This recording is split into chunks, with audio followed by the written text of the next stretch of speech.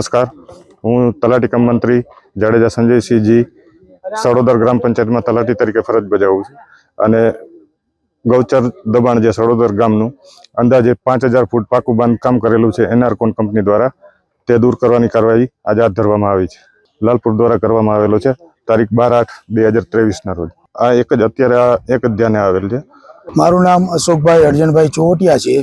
हूँ सड़ोदर गामनो રહેવાસી छूँ। आना पहला हूँ सरपंच हतो।